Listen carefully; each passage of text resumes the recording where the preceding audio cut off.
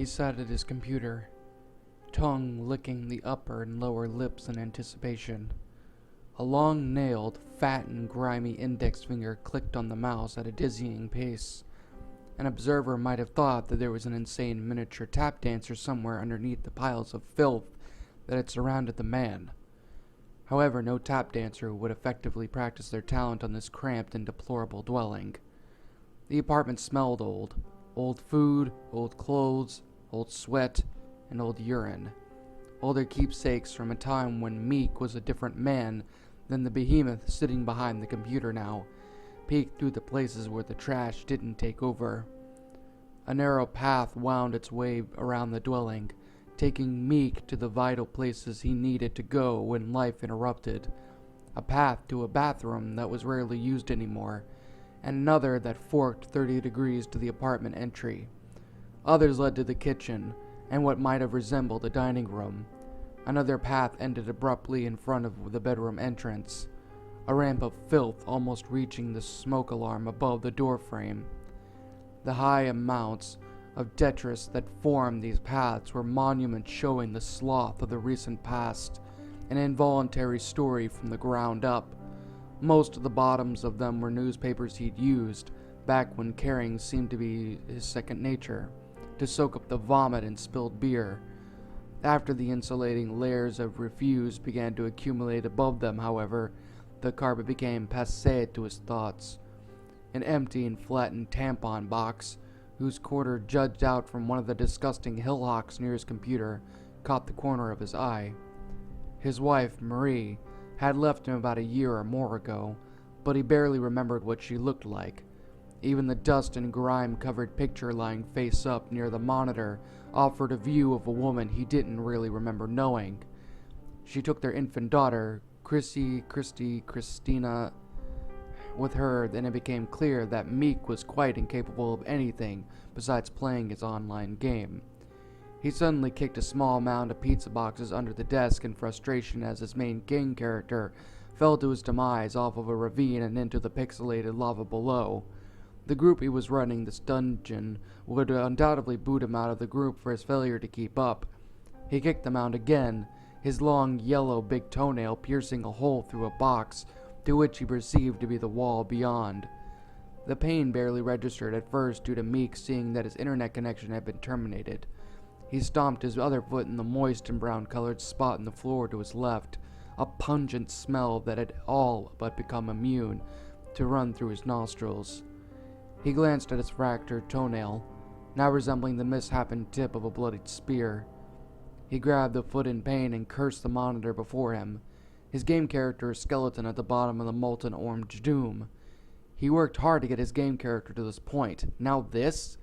Did he cut off the coax cable that supplied his internet access with his toenail? Did he kick something else? Bull-headed Christ, fuck! He shouted at the screen before him, a middle finger echoing what mountains of garbage near him wouldn't let his voice do. He quickly stood, his crusty and stained seat cushion briefly sticking to his rear and bringing the chair up and then down with a plastic-wheeled bang. Trying to think quickly for a solution to his connectivity problem, he made his way along the kitchen path, slowly limping to the telephone. He was surprised at how much he had been sweating. Was the AC broken too? He silently thanked his dead mother for this trust fund that she had left him that sustained his living the past few years. He would call the landlady after the cable company. He became lightheaded as his overweight frame limped among the refuge, and vomited into an empty cereal box before entering the kitchen. Grabbing a dusty and half-full beer off what must have been the dining room table, he drank, expelling the acid taste from his mouth. He dry-heaved from the tapes to the old beer, thankful that the taste of puke no longer lingered. He hadn't used the phone in ages. No need to, really. He used both hands to claw through some hamburger wrappers and matted paper towels to about where he estimated the phone to be. Several cockroaches scampered around his touch, their superstitious duties temporarily put on hiatus. He was correct in his assumption of where the phone should be. He was incorrect by thinking the phone was still there, however.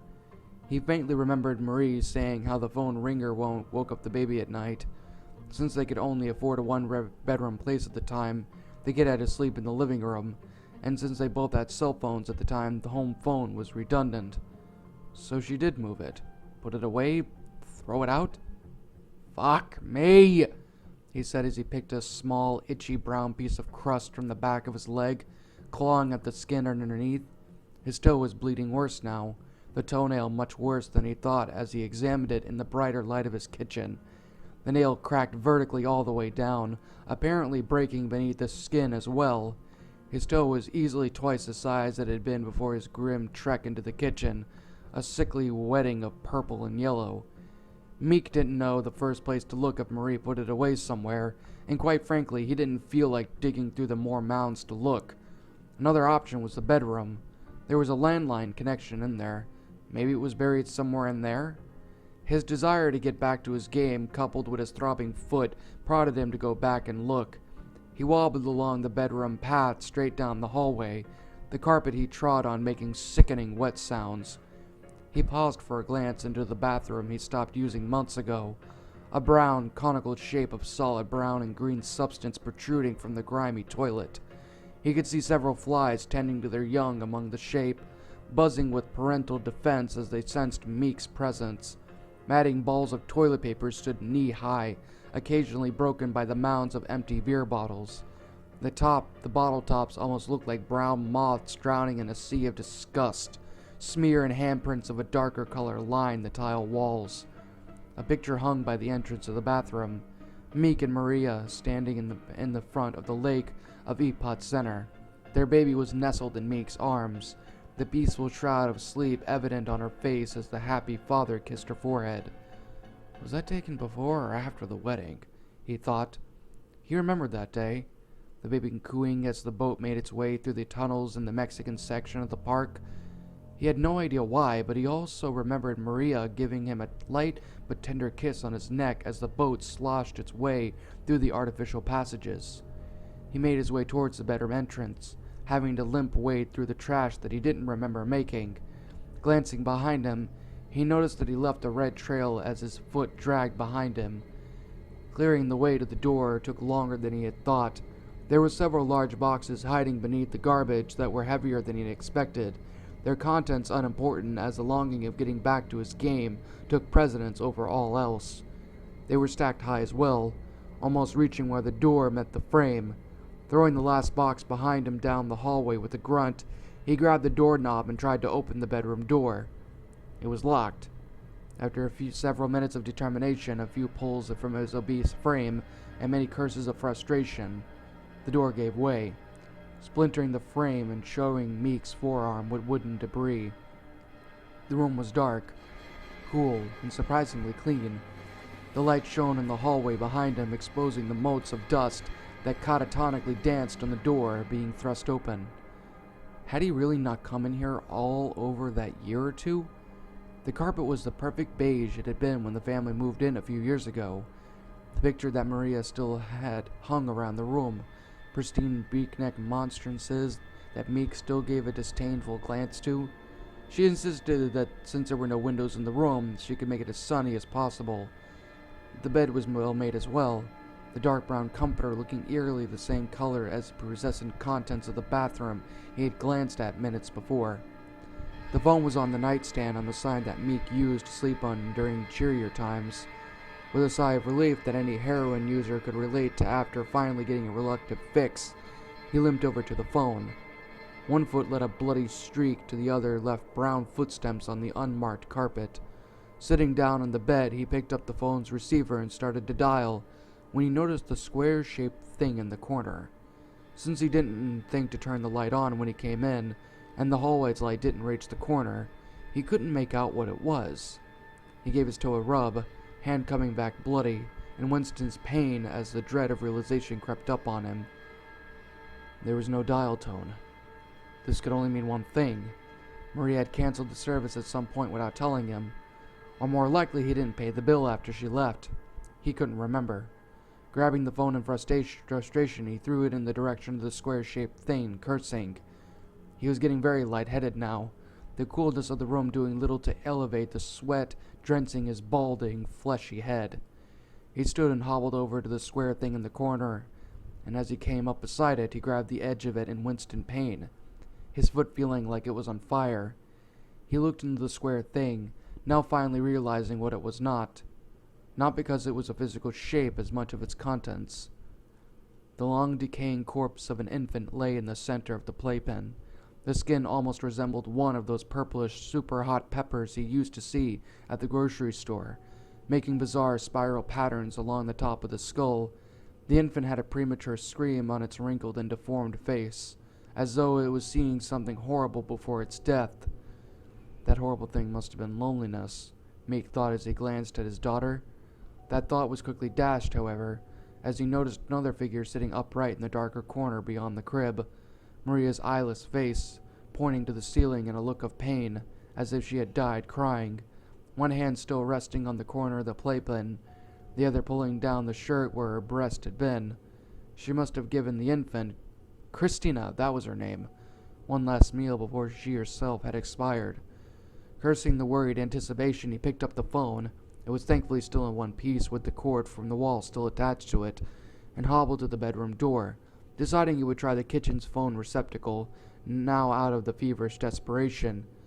As he made his way through the door frame, he immediately saw a problem.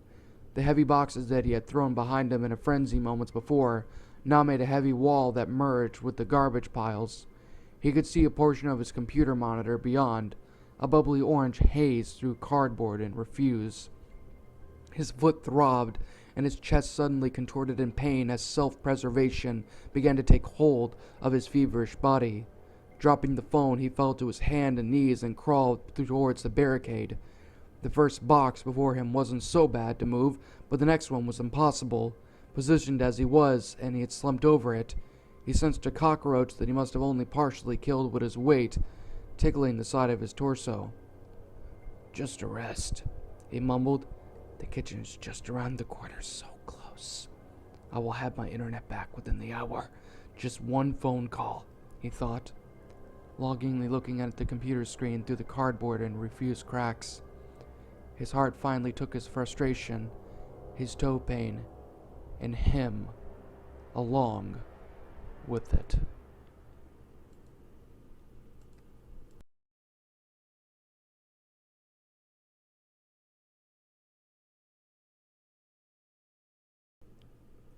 Well, well, well. Look at that, everyone. A non-lost episode creepypasta. And a wonderful one at that. Let me tell you guys, I thought it would be nice to sit there and kind of spice things up a little bit. You know, instead of tormenting myself with really terrible creepypastas, why not actually read something that actually has a lot of time, effort, and faith put into it? An amazing story by the name of Meek. Yes, Meek. A wonderful hoarder creepypasta. My final thoughts on the story? Amazing. If anything, it's not just amazing, it's the fact of the matter that this entire story was someone's first attempt. That right there, my little shadows, people, I'm going to literally point this video out to anybody out there who wants to know how to write a creepypasta. For the first time, I'm going to officially point them to this amazing story, Meek. This story, in and of its own self, with the fact that it is a first attempt at one of these kinds of creepypastas, should be something that every single creepypasta person, narrator, writer, whoever, needs to listen to, watch, read, whatever you need to do. Because this story is absolutely amazing, and it goes to show you that just because something is your first time doesn't mean that it can't be beautiful and amazing. And this story does that very, very well. So, let's actually get on with the review. What did I love most about this story? Well, for one, it actually managed to teach me a bit of a lesson, for one. I actually have listened to the story in the past, but that was like at least 3 or 4 or 5 years ago when I actually first listened to the story from, I think, Creepypasta Jr., I think was his name. Yeah, Creepypasta Jr. was the one who narrated the story. And let me tell you all one thing right here and right now. It is a really, really good story. It really is. And of course, me wanting to sit there and kind of get away from the lost episode stories for a little bit, I decided to narrate this story. But yeah, anyway, the main thing I like most about the story was, like I said, it teaches you a lesson. That specific lesson, of course, is the dangers of hoarding. But more along the lines of the fact of, and in fact, that's even what the author himself says. He even says, I've always wanted to write a short story about how utter neglect could involuntarily shape a person's horror. And if anything, if you really think about it though, it's rather tragic, but it certainly is true that a good majority of people out there in the world today do live as extreme hoarders. And that is not a healthy way of living, in any form or in any way. I mean, heck, sitting there and reading and listening to the descriptions and reading the descriptions of the story made me actually physically sick. I mean, obviously you couldn't tell because, I hid it so well, but yeah, some of that was so visually disgusting, I felt like I was going to puke. Which is amazing because that shows the amount of beauty and the detail of this creepypasta. And the fact of the matter that this person is actually called Meek, when in all due sincerity, he's far from actually being that. Now, I don't know whether or not if the word meek or the person being called Meek is actually like a play on words or like, unintentionally ironic or an actual ironic play on words. But if it is, that's fucking genius. That's absolutely genius. And I seriously have to commend the author for doing that. Yes, I am clapping while I am doing this, but it's seriously a very beautiful story. And the fact, that this is basically a really, really, really obese man who's sitting there and doesn't give a shit anymore, who's like, his house is so filthy and disgusting in so many ways. I mean, it's just, it's something. It's spooky, it's freaky, but it's real life. But I think the biggest twist in and of its own self that I think I managed to forget, but now thankfully I know it, is the grand reveal of his child and his wife, inside of that empty room. Now, I don't know exactly what happened I don't know what exactly happened to the wife and the daughter, because the story doesn't really exactly explain what happened. But holy hell, whatever it was, damn was it messed up. Messed up in more ways than one, but messed up in the most beautiful way possible. And I think it's like, but I think the best part about the story had to be the ending.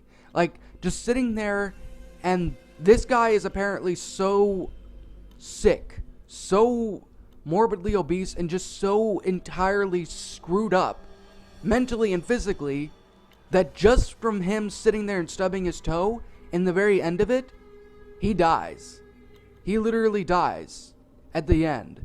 And I can certainly say one thing, that it was freaky, but at the same time, something that he himself put himself into and rightly deserves.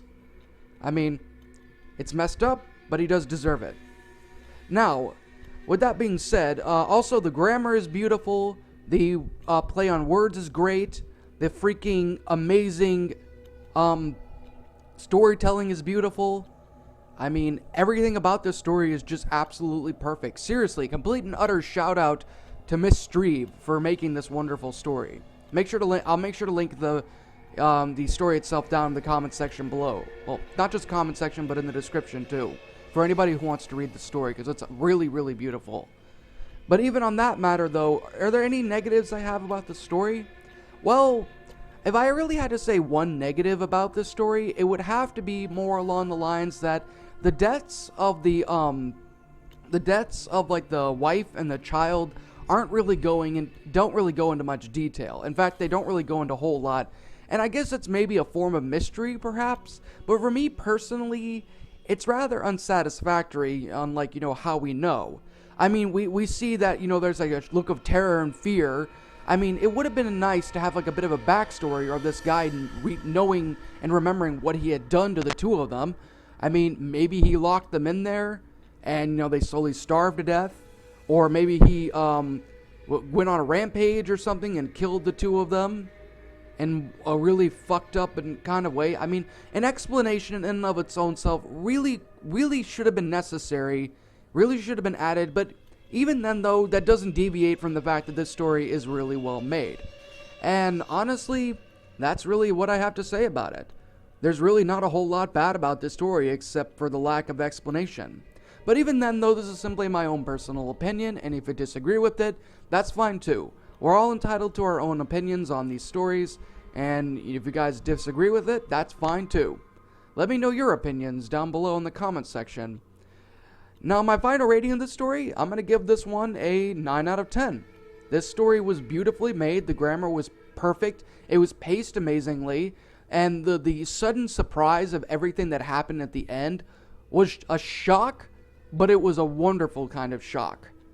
But, of course, though, it's not a full out 10 because it didn't explain the death of what happened, well, specifically what had happened with the daughter and the wife. Like, it doesn't explain how they got in there and how they died. I mean, maybe I'm not seeing it, and if the author is watching this, if you can explain to me what did happen, that way I can have a better understanding, then I'll bump it up to a full-on 10 out of 10. But I'm keeping my opinion as it is, as of right now, until I can get some kind of update on this story. But even then, though, beautiful story, beautifully well made, amazing story written by Mystreve, awesome story. You all need to check it out in the description or in the comments section. Make sure of it that you do that. It was awesome. It was absolutely beautiful. But yeah, like I said, what did you guys think about the story? Did you enjoy it? Did you not? Did you find it weird? Did you find it gross? Did you lose your appetite listening to the story? And what are your thoughts on what happened to the daughter and the wife? Let me know your thoughts down in the comment section below. Oh, and don't forget to tell me on what you would have done to make the story better. I'm the Shadow Reader. Thanks again for watching today's episode. And like always, roll the outro, 'cause I'm out. In fear and surprise as your eyes widen, your mouth goes dry with each battered breath. You try to scream, your mind begs to leave, glued to your computer screen. The killers they slash, the tapes burn and crash. The cartridge you bought will be your final haunt. The rituals of hate will seal your fate. The tears you shed will be from the fear-gripping, horror-driven, nightmarish, gore-filled, terrorizing, hateful, burning, violent, rage-inducing, knife-slashing, blood-splattering, silent screams. Only time will tell if you will escape this online hell. Your horror-filled obsessions will come with its own regressions. Your pathetic screams will not be heeded in any way, because your nightmares will come at any